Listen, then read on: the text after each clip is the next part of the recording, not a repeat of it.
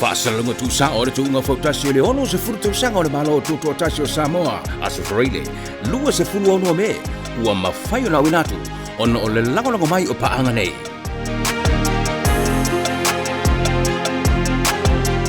Samoa Life Assurance Corporation. Whaalapaputonga o taui mo whaavelave whaafosei. Aliki Hoseo.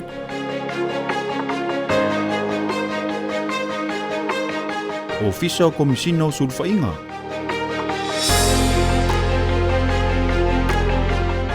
Tutoatasi na el Samoa. The University of the South Pacific. Official Komisio Whainga Palota.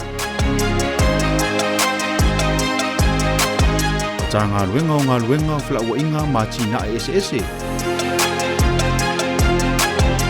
Whalau loa whatoanga.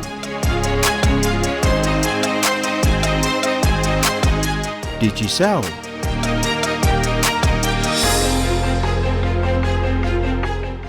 Samoa International Finance Authority. T-San Design.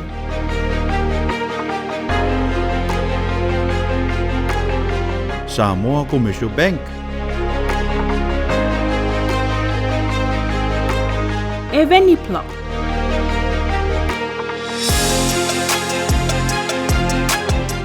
Tā ngā luenga puna oa whaalanatura malisi o manga. Official whailau tusiol whono o au whaitula whono. Tā ngā luenga o soifua maloloina. Samoa Ports Authority.